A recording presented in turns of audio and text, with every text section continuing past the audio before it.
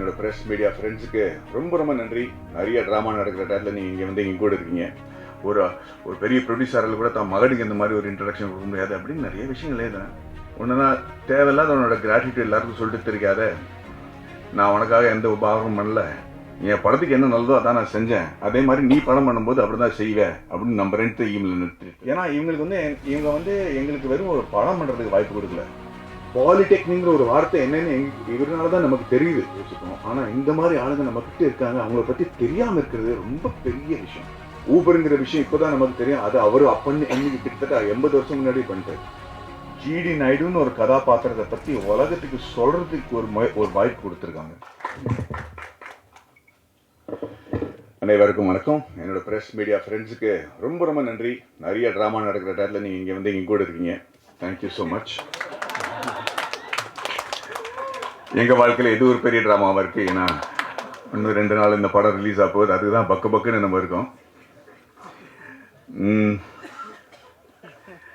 என்னோட டைரக்டர் வந்து நீங்கள் ஏற்கனவே அவர் பேசுனது கேட்டிருக்கீங்க. எவ்வளோ ஆர்வத்தோடு பேசுகிறாரு, எவ்வளோ இன்ஃபர்மேஷனோட பேசுகிறாரு அப்படின்ட்டு. ஆனால் வெற்றி வேளாளர் பேசுகிற பேச்சு இன்றைக்கே பேசிட்டார் அவர். ஸோ அதனால் நான் அந்த நன்றிங்கிறது தான் அந்த அப்புறம் தான் சொல்ல போகிறேன். ஏன்னா எனக்கு நல்ல ஞாபகம் இருக்குது. என் முதல் படம் முடிச்சப்புறம் மணி சார் கிட்ட போய் நான் ஒரு நல்ல அப்போ தான் இமெயில் புதுசாக வந்துருச்சு. அவருக்கு நான் இமெயில் எழுதினேன். இந்த படம் பெரிய ஹிட் ஆகிடுச்சு, எல்லோரும் நல்ல பேர் புகழெலாம் கிடச்சிருச்சு. ஸோ மனசில் இருக்கிறதெல்லாம் அப்படியே ஒப்பி எழுதி 2-3 பேஜுக்கு 2-3 சைடுக்கெல்லாம் அந்த இமெயில் அனுப்பிச்சு ரொம்ப நன்றிங்க, ஒரு பெரிய ப்ரொடியூசரில் கூட தான் மகனுக்கு இந்த மாதிரி ஒரு இன்ட்ரடக்ஷன் கொடுக்க முடியாது அப்படின்னு நிறைய விஷயங்கள் எழுதினேன். மணி சார் வந்து தான் படத்தில் வர வசனங்கள் மாதிரி 2 லைன் நான் பதில் சொன்னார். அவர் ஒன்றுனா தேவையில்லாத உன்னோட கிராட்டிடியூட் எல்லாருக்கும் சொல்லிட்டு தெரியாத, நான் உனக்காக எந்த உபகாரமும் பண்ணல, என் படத்துக்கு என்ன நல்லதோ அதான் நான் செஞ்சேன், அதே மாதிரி நீ படம் பண்ணும்போது அப்படி தான் செய்வேன் அப்படின்னு நம்புறேன்ட்டு இமெயில் நிறுத்திட்டாரு. ஸோ நானும் அதே மாதிரி இப்போது என்னோட நண்பர்களுக்கு இந்த டீமில் இருக்கிற யாருக்குமே நன்றி சொல்ல போகுது இல்லைங்க. அது நான் வெற்றி வாய்க்காக நான் வெயிட் பண்ணிட்டு இருக்கேன்னு நான் விக்ரம் வேதா டயத்தை கூட சொல்லியிருக்கேன். அதை நான் இப்போது அந்த மாதிரி ஒரு வாய்ப்பு கிடைக்குங்கிற நம்பிக்கையில் எல்லாருக்கும் தைரியமாக நான் நன்றி சொல்ல போவதில்லை. ஆனால் சில பேருக்கு நன்றி சொல்லி ஆகணும். ஜிடி நாயுடுங்கிற ஒரு படம் பண்ணுறதுக்கு முன்னாடி என் வாழ்க்கையில் சில ரியல் லைஃப் கேரக்டர்ஸ் அமைஞ்சிருக்காங்க. எனக்கே தெரியாமல், தெரிஞ்சோ தெரியாமலாம் நிறைய பேர். ரங்தே பசந்தி பண்ணும்போது ஸ்குவாட்ரனில் அஜய் ராத்தோட, அதுவும் ஒரு ரியல் கேரக்டர் பேஸ் பண்ணி தான் இருந்துச்சு. குருங்கிற படம் பண்ணும்போது என்னோடய கதாபாத்திரம் அது ஒரு ரியல் லைஃப் கேரக்டர் பேஸ் பண்ணி இருந்துச்சு. அண்ட் ராக்கெட்ரி, அஃப்கோர்ஸ் துரேந்தர், அண்ட் இப்போ ஜிடி நாயுடு. சில கேரக்டர்ஸ் பண்ணும்போது நமக்கு பயம் இருக்காது, ஏன்னா அவங்களாம் based on a true character தான் இருக்கும். ஸோ அதோட படம் ஜெயிச்சுன்னா நல்லது, ஜெயிக்கலன்னா படத்தை பற்றி தான் எல்லோரும் பேசுவாங்க. ஆனால் ராக்கெட்ரிங்கிற ஒரு படம் பண்ணும்போது ஒரு உண்மையான உயிரோடு இருக்கிற ஒரு மனுஷனோட வாழ்க்கையை பற்றி நம்ம பேசிகிட்டு இருக்கோம். படத்தை நம்ம சரியாக எடுக்கலன்னு வச்சுக்கலாம், ஏற்கனவே இருக்கிற பிரச்சனைக்கு அது அதிகமான ஒரு பிரச்சனை ஆகிறதுக்கு வாய்ப்பு இருக்குது. அதனால் நான் ஏன் நன்றி சொல்ல விரும்புகிறேன்னா, முதல்ல GD Naidu sir, Rajkumar sir, Gopal sir, அந்த ஃபேமிலிக்கு. ஏன்னா இவங்க வந்து எங்களுக்கு வெறும் ஒரு படம் பண்ணுறதுக்கு வாய்ப்பு கொடுக்கல. ஜிடி நாயுடுன்னு ஒரு கதாபாத்திரத்தை பற்றி உலகத்துக்கு சொல்கிறதுக்கு ஒரு வாய்ப்பு கொடுத்துருக்காங்க. அது நம்ம கரெக்டாக பொறுப்போடு எடுத்துகிட்டு போய் சொன்னாதான் அவரை பற்றியான நல்ல விஷயங்கள் மக்களுக்கு தெரியும். அந்த படத்தை நம்ம சொதப்பிட்டோன்னா அது வந்து பாதிக்கக்கூடிய லெவலில் இருக்கும். அதை நான் இப்போவே சொல்லிடுறேன். அதனால் அந்த பயத்துலையும் அந்த மரியாதையோடையும் தான் எல்லாருமே இந்த படத்தில் வேலை செஞ்சுருக்காங்க. ஏன்னா we cannot afford to be wrong or inaccurate about such an impossibly unbelievable character like G.D. Naidu. So we took that very seriously. Sir, thank you very much for trusting us with the reputation of this man, and I hope that we do justice by him. இரண்டாவது வந்து நான் ஏன் நன்றி இதில் சொல்கிறேன்னா, இந்த விழாவில் மக்கள் வந்து இந்த படத்தை ஏன் பார்க்கணும் அதை பற்றி தான் நான் இப்போ பேச விரும்புகிறேனே தவிர நன்றி அப்புறம் நான் சொல்லிக்கிறேன். பட் ஏன் இப்போ இந்த நன்றி சொல்லணும்னா, இதுலேயும் ஏன் மக்கள் வந்து படத்தை பார்க்கணுங்கிறது இருக்குது. அது அடுத்தது வந்து அரவிந்த் சார் நானும் எப்போ பார்த்தாலும் அப்படியே உட்காந்துருப்பார், தூங்கிட்டு இருக்கிற மாதிரி இருப்பார், அண்ணா எல்லாத்தையும் கேட்டுருப்பார். நானும் அவரும் கிட்டத்தட்ட 23 வருஷமாக ஒரு ஃப்ரெண்ட்ஸாக நான் இருந்திருக்கோம். என்ஜினியரிங் மேலே எனக்கு எவ்வளோ ஆர்வம் இருக்கோ அதுக்கு 10 மடங்கு மேலே அவருக்கு நாலேஜும் இருக்குது, ஆர்வமும் இருக்குது. நான் இன்ஜினியர் கிடையாது, நான் என்ஜினியரிங் படிக்கல, ஆனால் இன்ஜினியரிங் ஒரு மிகப்பெரிய ஃபேன். அதனால் எனக்கு என்னோட எக்ஸைட்மெண்ட்டுக்கு வந்து ஒரு துணையாக இருந்தது வந்து அரவிந்த் சார் தான். பிகினிங்லேயே வந்து ஹெலிகாப்டர் எப்படி பண்ணணும், அது எப்படி பறக்க வைக்கணும், ஆர்சி ஹெலிகாப்டர், உண்மையான ஹெலிகாப்டரில் ஆர்சி ஹெலிகாப்டர் பிளேன்ஸ் அதெல்லாம் பறக்க வைப்போம். அதுலேயே கீழே வந்து என்னோடய ஃபோனை ஒட்டி அது எப்படி ட்ரோன் ஆக்குவோம், மேலேருந்து எப்படி ஃபோட்டோ எடுக்க முடியும் அப்படின்னு நிறைய எக்ஸ்பெரிமெண்ட்ஸ்லாம் நம்ம பண்ணியிருக்கோம். ஆனால் அவர் ஒரு சினிமாட்டோகிராஃபர், ஒரு டிஓபி, நிறைய படங்கள் பண்ணியிருக்காரு. இவ்வளோ நல்ல ஃப்ரெண்டாக இருந்தால் கூட நானும் அவரும் சேர்ந்து வேலை செய்கிறதுக்கு வாய்ப்பு கிடைக்கல. அவர் என்கிட்ட சைடாக சொல்லுவார், நம்ம ரெண்டு பேரும் நான் எனக்கு ஒரு படமும் கிடைக்கல உங்க கூட மேடி அப்படின்னு அவர். எனக்கும் அது புரியல, ஏதோ ஒரு காரணத்துக்கு அது அமையாமையே இருக்கும். ராக்கெட்ரிங்கிற படத்தில் கூட அப்போ அங்கே நான் பாம்பே போய் செட்டில் ஆகிட்டேன். ரொம்ப நாளுக்கு அப்புறம் தான் தொடர்பே நமக்கு ஸ்டார்ட் ஆகுது. ஆனால் அப்போ கூட நம்ம நடுநடுவில் பேசுவோம் தவிர நிறைய நாள் ஒரு கிட்டத்தட்ட 6-8 மாதமாக பேசலை நம்ம. ஏன்னா நான் பிஸியாக இருந்துட்டேன். திடீர்னு ஃபோன் பண்ணி அவருக்கு நான் ஃபோன் பண்ணுறேன், அரவிந்த் சார் எனக்கு ப்ராஜெக்ட் கிடச்சிருச்சு, நீங்கள் வரீங்களா அப்படின்னு கேட்டிருக்கேன். என்ன ப்ராஜெக்ட் மேடம்? ராக்கெட்டின்னு ஒரு ப்ராஜெக்ட். ஓ வெரி குட். நான் என்ன பண்ணுவோம், நீங்கள் வாங்க என் கூட துணையாக இருங்க, இந்த படத்தை நம்ம பண்ணுவோம், உங்களுக்கு இன்ஜினியரிங் பற்றி நிறைய தெரியும், வரீங்களா அப்படின்னு கேட்டேன். வரேனே அப்படின்னாரு. எப்போ வரணும் அப்படின்னு கேட்டார். ஒரு 3 மணி நேரத்தில் ஃப்ளைட் இருக்குது, பாம்பேக்கு வந்துடுறீங்களான்னு கேட்டேன். நம்ப மாட்டீங்க, குடும்பத்தோடு வந்துட்டாங்க சார். அவங்களும் அவங்க ஒய்ஃப், எனக்கு ரொம்ப பிடிச்ச ஒரு லேடி வைஷ்ணவி மேம், 2 பேரும் சேர்ந்து அன்னைக்கு வந்தவங்க ராக்கெட்ரி முடிஞ்ச ரிலீஸ் வரைக்கும் என் கூடயே இருந்திருக்காங்க. ஏன் சொல்ல வரேன்னா, இவர் இந்த சப்ஜெக்ட் என்கிட்ட கொண்டு வரும்போது எனக்கு இதில் ஒரு பயங்கரமான தத்துவம் இருக்கும் அப்படின்னு புரிஞ்சிருச்சு. ஏன்னா லேஸில் கொண்டு வர மாட்டார். அப்படி கொண்டு வந்து இந்த இன்ஜினியரிங்கோட ஆள். எனக்கு ஜிடி நாயுடு பற்றி தெரியாதுங்க. எனக்கு தெரிஞ்சதெல்லாம் கவுண்டமணி சார் ஒருத்தரை பெரிய ஜிடி நாயுடுன்னு திட்டுறது தான் தெரியுமே தவிர அவர் என்ன பெரிய சயின்டிஸ்டா அப்படின்னு கேள்விப்பட்டிருக்கேன். அதுக்கு மேலே எனக்கு அவரை பற்றி தெரியாது. அதுவே ஒரு பயங்கர குற்றுணர்ச்சியோட தான் நான் இப்போ ஃபீல் பண்ணுறேன். ஏன்னா அரவிந்த் சார் இந்த ஆளை பற்றி சொல்லும்போது எனக்கு ரொம்ப நான் ரொம்ப பிரமிச்சு போயிட்டேன். சரி, இவரை பற்றி ஏன் மக்களுக்கு தெரியல அப்படிங்கிறது. இந்த படத்தோட நோக்கமே ஜிடி நாயுடுன்னு ஒரு ஆளை பற்றி நம்ம தமிழ் சிலபஸில் ஒரு சாப்டர் இருக்கணுங்கிற போராட்டம் தான் நம்ம அதித்தி பாலனோட போராட்டம். அந்த படத்தில் சாப்டர் இல்லைன்னு நான் கேள்விப்பட்டேன். அது எனக்கு ரொம்ப தப்பாக தோணுச்சுங்க. அண்டு அதுக்கப்புறம் இந்த கதை எப்படி நடந்துச்சு, யார் என்ன பண்ணாங்கன்னு ஏற்கனவே எல்லாரும் பேசியிருக்கிறாங்க. பட் அதுக்கு என்ன the root cause of me getting involved with this project எப்படின்னா, எனக்கு ஒரு பாம்பு புல் மாதிரி பிடிச்சா விட்ட மாட்டேன். ஸோ வச்சா கொடுமை சர்ச்சா மாட்டேன் லெவலுக்கு போயிடுவேன். அதுதான் இந்த படத்தில் எனக்கு நடந்துச்சு. ஏன்னா அந்த கதை கேட்ட உடனே ரியலைஸ், இந்த ஆளை பற்றி ஏன் மக்களுக்கு தெரியல, ஏன் நம்ம இந்த மாதிரி ஒரு மிகப்பெரிய மேடையை எடுத்து நம்ம பொத்தி வச்சிருக்கோம், யாருக்குமே ஒன்றும் தெரியாது. சத்யராஜ் சார் சொன்ன மாதிரி வெளிநாட்டில் போய் ஒரு சின்ன பாறாங்கல்லுக்கு ஏதாவது ஒரு டிஸ்கிரிப்ஷன் கொடுத்து அதை ஒரு டூரிஸ்ட் அட்ராக்ஷன் ஆக்கி வச்சு கொண்டாடிடுவாங்க ஒரு கிராமத்தில். நம்ம போயிருக்கோம் நிறைய வாட்டி பார்த்து, என்னடா இதில் இந்த மாதிரி நம்ம நாட்டில் மூளைக்கு மூலம் இருக்குது, இப்படி பெரிய டூரிஸ்ட் அட்ராக்ஷனாக பண்ணி வச்சுருக்காங்களே நம்ம நிறைய வாட்டி யோசிப்போம். ஆனால் இந்த மாதிரி ஆளுங்க நம்மக்கிட்ட இருக்காங்க, அவங்கள பற்றி தெரியாமல் இருக்கிறது ரொம்ப பெரிய விஷயம். ஸோ அவரை பற்றி ஏன் தெரியணும்? ஏன்னா இன்னைக்கு நடக்கிற பல விஷயங்கள் அவர் அன்னைக்கே பண்ணிட்டார். ஊபருங்கிற விஷயம் இப்போதான் நமக்கு தெரியும், அது அவர் அன்னைக்கு கிட்டத்தட்ட 80 வருஷம் முன்னாடி பண்ணிட்டார். அந்த மாதிரி பல விஷயங்கள் இந்த படத்தில் நீங்கள் பார்க்க போறீங்க. இதை பற்றி இப்போ நீங்கள் அப்படி திரும்பி பின்னோக்கி பார்க்கும்போது, இவரை பார்த்து தான் இவங்க கற்றுக்கிட்டாங்களா, பில்கேட்ஸ் இவரை பார்த்து தான் கற்றுக்கிட்டாரா அப்படிங்கிற ஒரு ஃபீலிங்கே நமக்கு வரும். ஏன்னா அவர் பில்கேட்ஸ் செஞ்ச பல விஷயங்கள் இவர் செஞ்சிருக்காரு.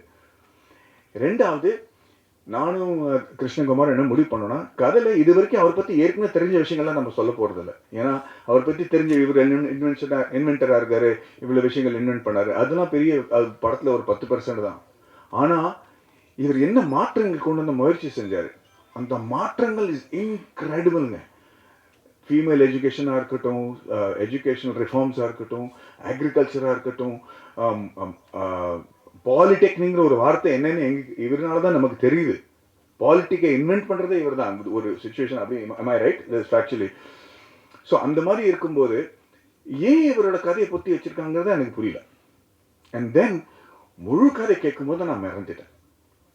இன்னைக்கு இருக்கிற ஸ்டார்ட் அப்ஸ், இப்போ நிறைய பேர் நம்ம நாட்டில் சின்ன சின்ன லேடிஸ் எல்லாம் ஊர்காய் விற்று அப்பளம் பண்ணி விற்று பல லட்ச ரூபா மாதத்துக்கு சம்பாதிக்கிறாங்க. Because they started their own enterprise.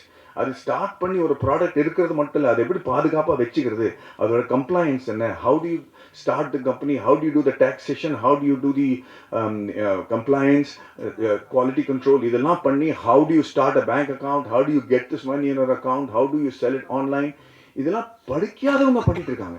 And சத்தியமாக சொல்கிறேன், their earning in lakhs of rupees. But அவங்களோட அந்த ஊறுகாய் செய்கிற திறமைக்கு தவிர இந்த ஆண்டர்பிரினர்ஷிப் எப்படி பாதுகாப்பாக வச்சுக்கணும், எது இந்த கம்பெனி நம்மகிட்ட யாரும் எடுத்துகிட்டு போகக்கூடாது, இந்த மாதிரி பல விஷயங்கள் இருக்கு இல்லையா, அதெல்லாம் அவர் அப்போவே செஞ்சு வச்சுருக்காரு. அண்ட் இன்னைக்கு ஜிடி நாயுடு நம்ம அன்றைக்கே கொண்டாடிருந்தோம்னு வச்சுங்களேன். அன்றைக்கி முதல்ல வெள்ளைக்காரங்க அவங்கள ஸ்டாப் பண்ணாங்க, அவருக்கு கிடைக்கக்கூடிய மரியாதை கொடுக்கல, அவங்களுக்கு கிடைக்கக்கூடிய அவர் சக்ஸஸ்ஃபுல் ஆகிறதுக்காக நடுவில் நின்னாங்க. ஆனால் இந்த படத்தோட டேக்லைனே feared by the British and forgotten by his countryman. ஏன் ஃபியர் பண்ணாங்கிறது கூட நீங்கள் பார்க்கணும். ஏன்னா என்றைக்கும் அவர் பிரிட்டிஷ்காரன் பண்ணிட்டு தலை குனியவே இல்லை. பிரிட்டிஷ்காரங்க ஜிடி நாயுடு பொறுத்த வரைக்கும் ஜெயிக்கவே முடியலைங்க. கடைசி வரைக்கும் அவங்க நாட்டை விட்டு ஓட்டுற வரைக்கும் அவங்களால ஜிடி நாயுடுக்கு ஒன்றுமே செய்ய முடியல. ஆனால் அதுக்கப்புறம் வந்த பிரச்சனை தான் இன்னும் வருத்தமாக இருந்துச்சு. நம்ம ஆளுங்களே போட்டு அவரை ஸ்டாப் பண்ணிட்டாங்க. ஏன்னா அவர் இன்னைக்கு நம்ம ஸ்டாப் பண்ணலன்னு வச்சுக்கலாம், Coimbatore would be one of the biggest industrial hubs in the world. அந்த காலத்திலேயே ஒரு மிகப்பெரிய கம்பெனி கோயம்புத்தூருக்கு இன்னைக்கு கோயம்புத்தூரோட கதையே வேறையாக இருந்திருக்கும், இந்தியாவோட கதையே வேறையாக இருந்திருக்கும். அந்த காரணத்துக்காக தான் இந்த படம் பார்க்குறது இம்பார்ட்டண்ட்டுங்க. ஸோ ஐ எம் செகண்ட்லி ரெண்டாவது நன்றி நான் சத்யராஜ் சார், ஜெயராமன் சார் 2 பேருக்கும் சொல்லணும். பிகாஸ் அவங்க 2 பேரும் மேரிங்க. ஒரு சின்ன குழந்தையோட ஆர்வம் எப்படி இருக்கும் தெரியுமா, ஒரு புதுசாக எதாவது பார்க்கும்போது, ஒரு ஜூக்கோ சர்க்கஸோ போகும்போது அந்த கண்ணில் ஒரு ஆர்வம் இருக்குல்ல, அதுக்கு மேலே இருக்க ஆர்வத்தோடையும் எனர்ஜியோடையும் செட்டில் என்றைக்குமே நம்ம எவ்வளோ பெரிய எக்ஸ்பீரியன்ஸ்ட் ஆர்டிஸ்ட்டுங்க அப்படின்னு காட்டாமல் எல்லாருக்கும் ஒரு இடம் கொடுத்து, எந்த சீனில் பக்கத்தில் கம்முன்னு நிற்கணுமோ அந்த சீனில் பக்கத்தில் கம்முன்னு தான் நிற்கிறாங்க. ஒரு இந்த மாதிரி சீனியர் ஆர்டிஸ்ட்டுக்கு அந்த மாதிரி ஒரு மெச்சூரிட்டி பார்த்தோன்னே நம்ம எல்லாருமே செட்டில் புரிஞ்சுக்கிட்டோம். This is the what commitment level means. So உங்கள் வயசில் கூட நான் இந்த மாதிரி கமிட்டடாக இருக்கணுங்கிற ஒரு வேண்டுகோளோட நான் உங்களுக்கு நன்றி சொல்கிறேன் sir. Yes, look at how young he is looking. He's giving a run for the money to all young actors. And கடைசியாக நன்றி சொல்கிறது ஏன் மறுபடியும் நன்றின்னு சொல்கிறேன், பிகாஸ் இதுக்கு இந்த சினிமாவுக்கு பொறுத்த ஒரு விஷயமா இருக்குது. இஸ் விஜய் அண்ட் வர்கீஸ் மூலம் 2 பேரும் என்னோட ராக்கெட்டில் ப்ரொடியூசராக இருந்தாங்க. இந்த படம் பண்ணும்போது பல வாட்டி எனக்கு நான் உள்ளே போயிட்டேன்னா வெளியே வர முடியாதுன்னு எனக்கு தெரியும். ஆனால் எனக்கு நம்பிக்கைன்னு ஒன்று கொடுக்கறதுக்கு ஏன் இல்லாமல் இருக்கிறதுக்கு காரணம் என்னென்னா, எனக்கு புரியல ஏன் இந்த ஆளை பற்றி யாருக்கும் தெரியல அப்படிங்கிறது. நான் நிறைய ஆராய்ச்சி பண்ணிட்டு இருந்தேன், அதுக்கு டைம் ஆகிட்டு இருந்துச்சு. அண்ட் நிறைய வாட்டி நான் Vijay test Vijay I sure you want to do this film, I sure you want to do this film அப்படின்னு கேட்டிருக்கேன். எனக்கு என் மேலே எவ்வளோ நம்பிக்கை இல்லையோ அதை விட பல மடங்கு அதிக நம்பிக்கை விஜய்க்கு என் மேலே இருந்திருக்கு. அதுக்காக ரொம்ப நன்றி விஜய். Thank you ma'am. என்னை பற்றி என்னையே கற்றுக்க வச்சுட்டாரு. ஸோ ஐம் அண்ட் அதுக்கு காரணம் the reason I'm saying is, ஏன் இந்த படம் பண்ணக்கூடாதுன்னு நான் சொல்லிட்டு இருக்கிறதுக்கு காரணமே இதுதான். ஏன்னா ஏதோ ஒரு மனசில் நெடுகலாக இருந்துச்சு, ஏன் why is people not talking about him, and I just couldn't find the reason. I just do not know why we didn't celebrate him, and that was making me very insecure. And finally பாட்காஸ்ட்னு சொல்லிட்டு இருப்பார்ல நம்ம இயக்குனர், he's become not just my director but a very close family மாதிரி.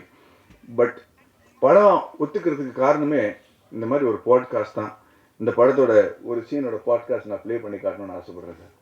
இவரோட குரல், இவர் பண்ண sound effects எல்லாரும் கேட்டுங்க. அவரது உதவியாளரும் இன்னொரு குமாஸ்தாவும் பேசிக் கொண்டிருக்கிறார்கள். சாரங்கபாணி வந்ததும் எழுந்து நிற்கிறார்கள். சாரங்கபாணி டென்ஷனாக, வெளில போறது ஜிடி நாயுடு ஆபீஸ்ல வேலை பார்க்குற கிளர்க்கு தானே, எதுக்கு வந்துட்டு போறார்? வருமான வரி உதவியாளர். ஐயா, இவர் வேற ஜோலியா வந்திருக்கிறார். மிஸ்டர் போஸ்னு ஒருத்தரோட கடந்த 3 ஆண்டுகளா வருமான வரி கட்டின விவரங்களை கேட்டு வாங்கிட்டு போறார் சார். சாரங்கபாணி டென்ஷனாக, யார் என்ன கேட்டாலும் கொடுத்துருவீரா? வருமான வரி உதவியாளர். இல்லைங்க சார், அவர் போஸோட சரியான ஆவணங்களை எல்லாம் காமிச்சுட்டு தான் வாங்கிட்டு போறார் என்று அந்த ஆவணங்களை காண்பிக்கிறார். சாரங்கபாணியும் அவற்றை பார்க்கிறார். சாரங்கபாணி குழப்பத்துக்கு, அது சரி, ஆனா நாயுடு ஆபீஸ்ல இருந்து எதுக்கு போஸோட ஆவணங்களை வாங்கிட்டு போறா என்று அவர் கேட்க, மற்றவர்கள் புரியாமல் விழிக்க, வெளியே ஏதோ சலசலப்பு கேட்டு இவர்கள் வெளியே வராண்டாவுக்கு வருகிறார்கள். பியூன் ஓடி வருகிறார். பியூன் சாரங்கபாணியிடம், சார், ஒரு ஆள் நாயோட கலாட்டா பண்றாரு சார், நாயை உள்ள விட முடியாதுன்னா கேட்க மாட்டேங்கிறாங்க, எகத்தாளமா பேசுறார் சார் என்று சொல்ல சாரங்கபாணி வெளியே பார்க்கிறார். அங்கே ராஜபாளையம் நாட்டு நாய் ஒன்றுடன் ராமையா பிள்ளை. நாய் மற்றவர்களை பார்த்து குறைத்தபடி இருக்க அதன் பிடியை விடாமல் இருக்கிறார் ராமையா பிள்ளை. சாரங்கபாணி வாசலை நோக்கி நடந்து வருகிறார். ராமையா பிள்ளை உறக்க சாரங்கபாணிக்கு கேட்கும்படி, வணக்கம் சார், வாய், இப்பதான் அடிக்கடி சந்திக்கிறோம். சாரங்கபாணி கடுப்புடன் நடந்தபடியே. மீதி போய் படத்துல பாருங்க. இப்படி ஒருத்தர் கதை சொன்னாங்கன்னு வச்சுங்களேன், எப்படிங்க நம்ம பண்ணாமல் இருக்க முடியும்? இதை பற்றி கவலைப்படாத, இன்னும் 4 மணி நேரத்தில் படம் பார்க்க போகிறாங்க. ஸோ அது இதில் நிறைய மாற்றங்கள் இருக்குது, பேரெல்லாம் மாற்றிருக்கோம் நம்ம.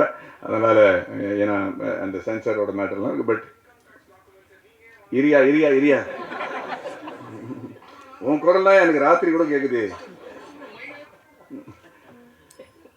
ஸோ அந்த மாதிரி ப்ரெப் இருக்கும்போது எந்த நடிகனாலையும் இல்லைன்னு சொல்ல முடியாது. ஸோ இந்த வாய்ப்பு எனக்கு கிடச்சதுக்கு நான் வந்து ரொம்ப பெருமைப்படுறேன். காந்தின்னு ஒரு படம் சொன்னால் நீங்கள் வந்து பென் கிங்ஸ்லி பற்றி தான் யோசிப்பீங்க. பிகாஸ் இல்லை நம்ம வந்து அன்றைக்கி நம்ம பேசிட்டு இருக்கோமோ வீரபாண்டிய கட்டபொம்மன்னா நமக்கு வந்து சிவாஜி கணேசன் சார் தான் ஞாபகம் வருவார். அது ஒரு பெருமையோட ஒரு பொறுப்பு கூட தான். So I hope that with GD Naidu I have done justice to one great legendary man and by my honour. Thank you very much. வணக்கம், நன்றி. 3 மணி நேரத்தில் படம் ஸ்டார்ட் ஆகும் போது நீங்கள் சீக்கிரம் கிளம்பி போய் ஃபேமிலியோட திருப்பி வந்துருங்க, படம் பாருங்கள் ப்ளீஸ். தேங்க்யூ.